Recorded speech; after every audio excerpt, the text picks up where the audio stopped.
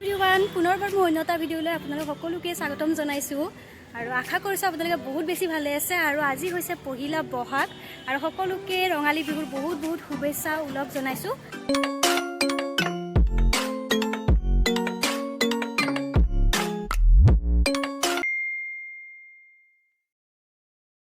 আৰু এতিয়া আহিছোঁ মন্দিৰত আৰু এয়া এনে চাদৰ মেখেলা পিন্ধি আহিছোঁ আৰু ফাৰ্ষ্ট টাইম আহিছোঁ এইটো মন্দিৰত। আশা কৰোঁ ভালে লাগিব চাই, আপোনালোককো দেখাম আৰু এয়া যাম উমানন্দ মন্দিৰত, তেন্তে যাই লওঁ আপোনালোকক দেখাম। তো গাইছ এয়া জাহাজৰ পাৰঘাট পাই গ'লোঁ আৰু এতিয়া জাহাজত উঠিমগৈ আৰু মাহঁতৰ জাহাজত উঠা ফাৰ্ষ্ট টাইম হয়। মই বাৰু আগতে উঠিছোঁ কিন্তু মন্দিৰত মই ফাৰ্ষ্ট টাইম আহিছোঁ আৰু ইয়াৰ কাষতে আছে ষ্টলবোৰ আৰু এতিয়া আহি গ'লোঁ। এইফালে আছে টিকেট কাউণ্টাৰ আৰু ইয়াতে টিকেট কাটি ল'লোঁ আৰু এতিয়া উঠিমগৈ আৰু আজি যিহেতু বহাগৰ 1 তাৰিখ গতিকে বহুত বেছি মানুহ হ'ব, বহুত ভিৰ হ'ব, গতিকে জল্দি উঠি ল'লোঁ আৰু এয়া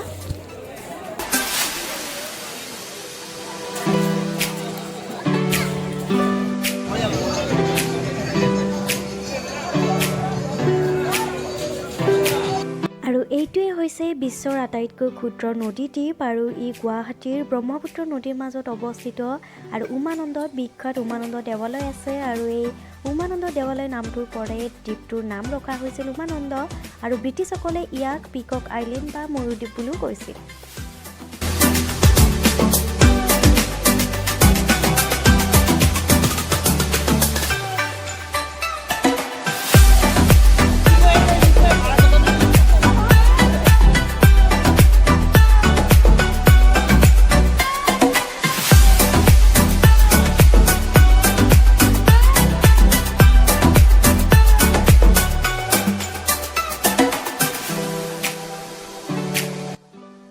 আৰু এনেকৈয়ে আমি আহি পাই গ'লোঁ উমানন্দ মন্দিৰ আৰু এতিয়া চাওকচোন বহুত বেছি ভিৰ আছে।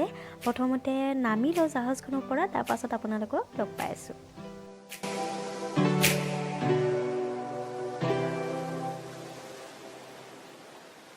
আৰু এইটোৱে হৈছে উমানন্দৰ মেইন গেটটো আৰু সঁচাকৈ আজি বহুত বেছি ভিৰ, কাৰণ বহাগৰ 1 তাৰিখ যিহেতু বহুত মানুহ আহিছে গতিকে ভালেই লাগিব। আৰু এইখিনিতে লৈ ল'লোঁ চাকি ধূপ আৰু জোতা চেণ্ডেলবোৰ খুলি থ'লোঁ আৰু এতিয়া যাম মন্দিৰলৈ।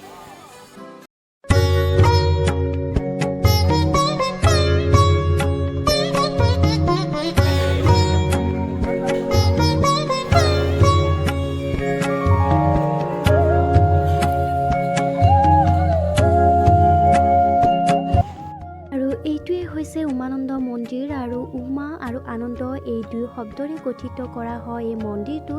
আৰু উমা পাৰ্বতীৰ আন এটি নাম আৰু হিন্দু শাস্ত্ৰৰ মতে উমাৰ আনন্দৰ বাবে ভগৱান শিৱই এই দ্বীপটো সৃষ্টি কৰিছিল আৰু জনবিশ্বাস মতে শিৱই ইয়াত ভয়ানন্দ ৰূপেৰে বিৰাজমান হৈ পৰিছিল আৰু কালিকা পুৰাণৰ এক আখ্যান মতে সতীৰ মৃত্যুৰ পিছত শিৱ ঘোৰ তপস্যাত নিমগ্ন আছিল আৰু শিৱৰ তপস্যা ভাঙিবলৈ দেৱতাসকলে কামদেৱৰ সহায় লৈছিল আৰু তপস্যা ভংগ হোৱাত ক্ৰোধিত শিৱই কামদেৱক এই স্থানতে ভস্ম কৰে আৰু সেয়েহে ইয়াৰ অন্য এক নাম দিছিল ভস্মাঞ্চল।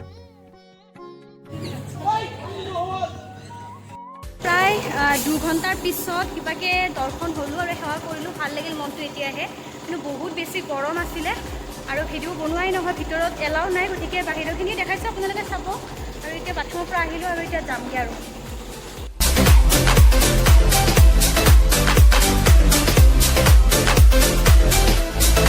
তো গাইছ আমি এতিয়া ফুইটছ খাই ল'লোঁ আৰু এতিয়া ৰুমত যাম। বহুত বেছি ভাগৰ লাগি আছে আৰু অকণমান জাষ্ট আমি বহি দিছোঁ, তলতে বহি জাহাজত কিছু যাম আৰু।